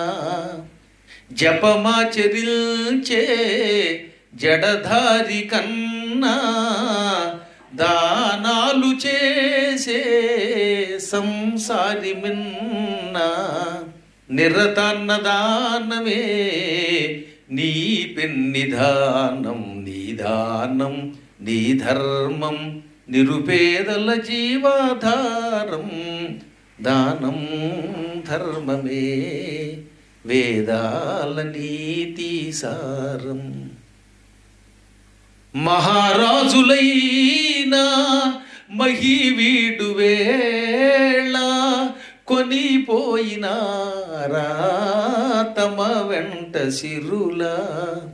మహారాజులైనా మహీవీడు వేళ కొనిపోయినారా తమ వెంట సిరులా. నెరదాత పేరే నిలచేది ధరణి, నిదానం నీ ధర్మం నిరుపేదల జీవాధారం. దానం ధర్మమే వేదాల నీతి సారం. నిరంతరం జపం చేసే జటాజోటాలు ధరించిన సన్యాసి కంటే గృహస్థాశ్రమంలో ఉంటూ ఎంతో కొంత దానం చేసిన సంసారే గొప్పవాడు. నీ అన్నదానమే నీ పెన్నిధానము. గొప్ప గొప్ప మహారాజులు ఎంతోమంది ఈ భూమండలాన్ని పరిపాలించారు. ఈ పరిపాలించిన రాజులు ఈ మహిని విడిచిపెట్టి చచ్చిపోయి పైకి వెళ్ళేటప్పుడు తమతో పాటు ₹1 పట్టుకెళ్ళారా? రాజ్యం పట్టుకెళ్ళగలిగారా? కట్టుకున్న బట్టలు, శరీరం కూడా రాలేదు. కేవలం చేసిన పుణ్యమే వచ్చింది. అందువల్ల భూమి మీద దానం చేసిన వాడి పేరు నిలబడుతుంది. అందున ఆలయాల నిర్మాణానికి ఇచ్చినటువంటి వాడున్నాడే, వాడు శాశ్వతంగా ఈ భూమి ఉన్నంత కాలము ఆయా లోకాల్లో సుఖంగా ఉంటాడన్నారు. అంత గొప్ప పుణ్యం అండి ఆలయ నిర్మాణం అంటే. ఎవడు పడితే వాడి మధ్యన ఓ గుళ్ళు కట్టాలా, పాత గుళ్ళు చాలు అంటారే, ఇది ఉట్టి అబద్ధం. పేటకి వీధి వీధికి ఒక మందిరం నిర్మాణం చేసి తీరవలసింది. జీర్ణోద్ధరణ చాలా గొప్పది. పాడైన ఆలయాలను ఉద్ధరించడం ఎంత గొప్పదో, కొత్తది కట్టడం కూడా అటువంటిది. మనమేమో కట్టకుండా ఊరుకుంటే వాడు ఇంటింటిని ఓ చర్చిగా చేసి పారేస్తున్నాడు. లేకపోతే టపా టోపీ పెట్టుకుని బాదుకుని అరుస్తూ మసీదులు చేస్తున్నారు. మనమేమో ఓ ₹10 రసీదు పుచ్చుకోవడానికి ఏడుస్తున్నాం. అందువల్ల తప్పనిసరిగా కలియుగంలో ఆలయ నిర్మాణం చేయవలసిందే. ఇందాక చెప్పినట్టుగా ఆయా ప్రతిష్టల వల్ల వచ్చే లాభాలు ఎన్నో శుభాలని ప్రసాదిస్తాయి. పరమాత్మునికి 5 అంటే 5 పూజలు బాగా ఇష్టమట. షోడశోపచారాలు చేయలేకపోయినా పంచపూజలు చేస్తే ఇంకా సంతోషిస్తాడు.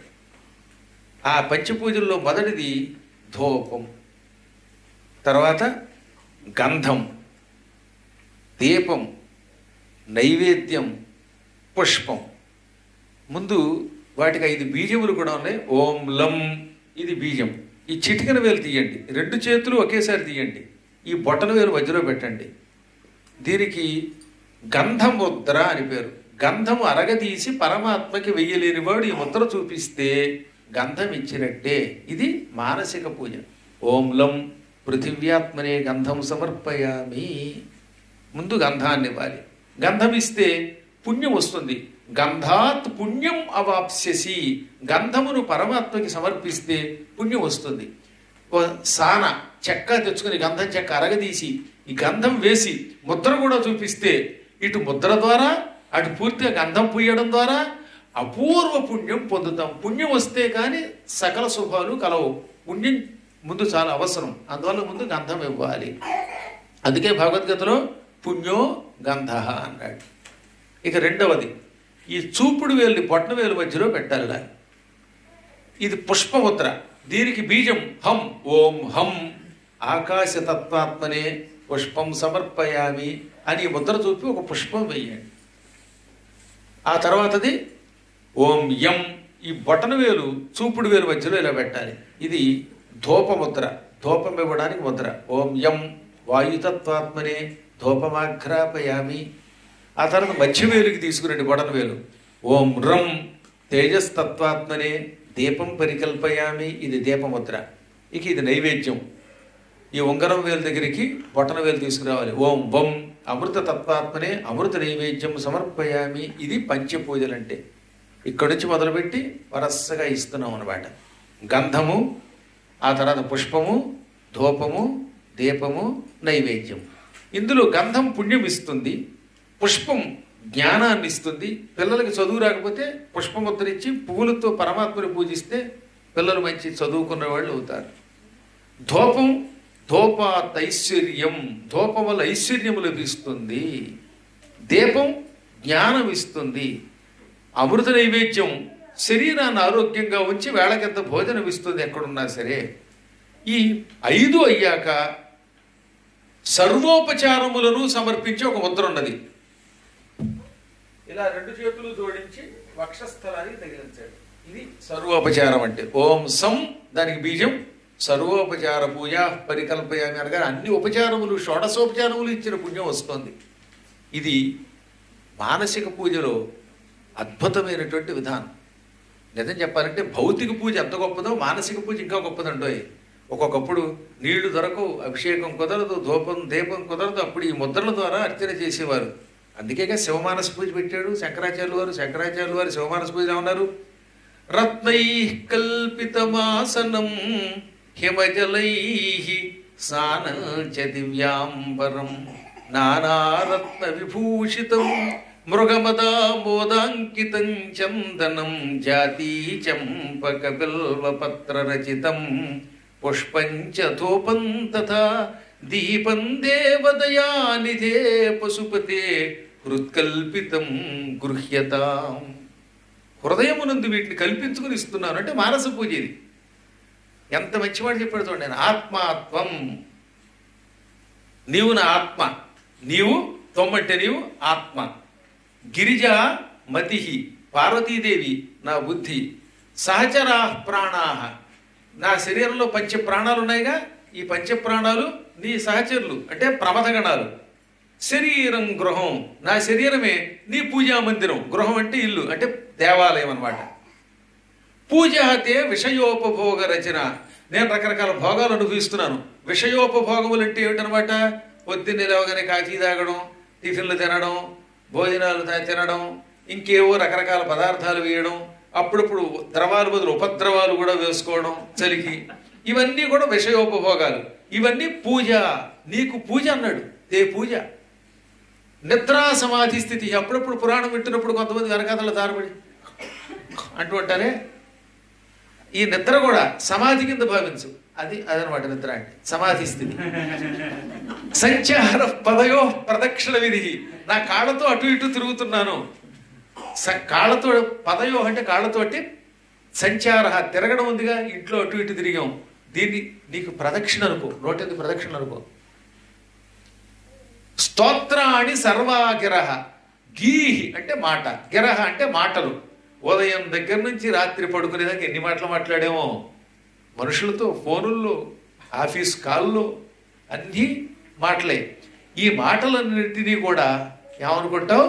స్తోత్రాణి, స్తోత్రములుగా భావించు. సర్వాగ్రహ అంటే అన్ని మాటలు, నేను మాట్లాడే చెత్త చెదారం మంచి అన్ని మాటలు కూడా నీ స్తోత్రములుగా భావించు. ఎంతెందుకు ఆఖరణ ఉంటాడు, యత్ యత్ కర్మ కరోమి, యద్యత్ కర్మ కరోమి తత్తదఖిలం శంభో తమ ఆరాధనం. నేను విడిచిపెట్టకుండా, అఖిలము అంటే విడిచిపెట్టకుండా నేను చేసిన సమస్త కార్యక్రమములు అన్ని పనులు నీ పూజ ఆరాధన కింద భావించి నన్ను అనుగ్రహించు. ఎంత టెక్నిక్ అండి ఇది, మనం ఏం చేసినా పూజ అనుకోమన్నాడు. అందువల్ల అంత కాకపోయినా ఈ పంచపూజల ద్వారా మనం మోక్షం పొందవచ్చును. ఇవన్నీ ఆలయాలు నిర్మాణం చేసేవాడు తెలుసుకుంటే ఎన్నో లాభాలు అన్నమాట. ఒక్కొక్కప్పుడు గంధం దొరకదు, నైవేద్యం దొరకదు, వెంటనే ఓహో స్వామి అని ఇలా ఉత్తర చూపించి ఇదే నైవేద్యం అంటే పూజ చేసుకుంటాడు ఆయన. రాక్షపడి పట్టుకుపోలా అలాగా ఇలా ఉత్తర చేసి చూపించి పట్టుకోవచ్చు అనమాట. ఈ విధంగా సమస్తము కూడా పరమాత్ముని యొక్క సేవ కింద భావించాలి. ప్రస్తుతానికి అగ్ని పురాణానికి సంబంధించిన కొంత సారాంశం, మనకు ఆలయాలు విశేషాలు కొన్ని తెలుసుకున్నాం. ఇంకా 2 రోజులు ఉన్నది. రేపు ఒక అపూర్వమైన అన్నదాన మహిమ. సాధారణంగా గుళ్ళు కట్టేవాళ్ళు అన్నదానం చేస్తారు కదా, ఒక గుళ్ళు కట్టేప్పుడే కాదు, బాగొట్టి వాళ్ళు వచ్చినప్పుడు కూడా అంతో ఇంత అన్నం పెడతారుగా. అంతో ఇంత ఉంటాడు, బాగానే పెడతారు. ఈ అన్నదానం వల్ల వచ్చే అపూర్వ లాభం ఎంత శక్తివంతమైనదో రేపటి రోజు కార్యక్రమంలో తెలుసుకుందాం. ఈ పూటకప్పుడే 8 అయిపోయింది చూస్తూ ఉండగా ఒక్క స్తోత్రం చేసుకున్నాక మైక్ చాలా బాగుందండి. విదేశాలలో వెరీ ఫస్ట్ మైక్ అనమాట. ఇంత అద్భుతమైన మైకు నేను చాలా కాలం తర్వాత చూశాను. మొన్న ఇంగ్లాండ్లో ఇంకో చోట మైకులు ఉన్నాయి, ఇంత స్పష్టముగా వినపడే మైకు చూసాం. ఈ మైకు మీద మోజు కలిగింది కాబట్టి ఈ మిగతా 2 రోజులు కూడా అన్ని చీళ్ళకి తీసుకొస్తారా అమ్మాయి ఇలాగే పెట్టండి. అమరకి కూడా ఇలా అయితే బాగుంది. కరెక్ట్గా అది ఏ పొజిషన్లో ఉందో నాకు అదే పొజిషన్ చూసుకోండి. అద్భుతమైన మైక్ అనమాట అన్నాడు. ఇవాళ ఏం పాట పాడమంటారండి?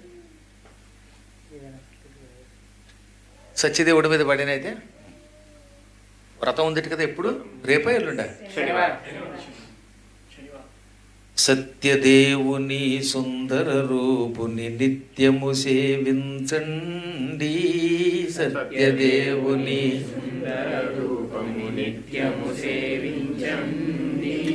నరులు తరించే సులభోపాయము నారాయణ వ్రతమండి, నరులు తరించే సులభోపాయము నారాయణ వ్రతమండి, నారాయణ వ్రతమండి. సత్యదేవుని సుందర రూపుని నిత్యము సేవించండి, నరులు తరించే సులభోపాయము నారాయణ వ్రతమండి, నారాయణ వ్రతమండి. శోకాల బాపేడి పాపాల బాపేడి, శోకాల బాపేడి పాపాల మాపేడి, లోకాన భోగాలు వసగేది ఏది నారాయణ వ్రతమే, సత్యనారాయణ వ్రతమే,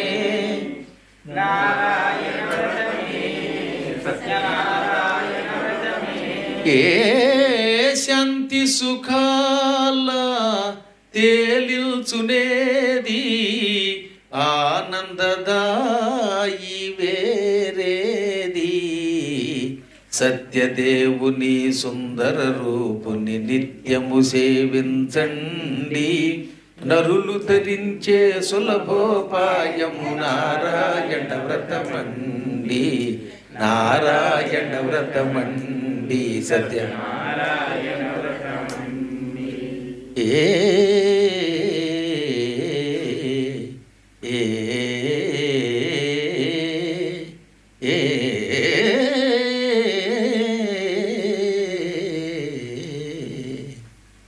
సంసార వారాసి దాటించునావా, సంసార వారాసి దాటించునావా, శ్రీనాథు పాదాల చూపించు త్రోవా నారాయణ వ్రతమే, సత్యనారాయణ వ్రతమే, నారాయణ వ్రతమే, సత్యనారాయణ వ్రతమే. సంసార వారాసి దాటించునావా శ్రీనాథు పాదాల చూపించు త్రోవా. నారాయణ వ్రతమే సత్యనారాయణ వ్రతమే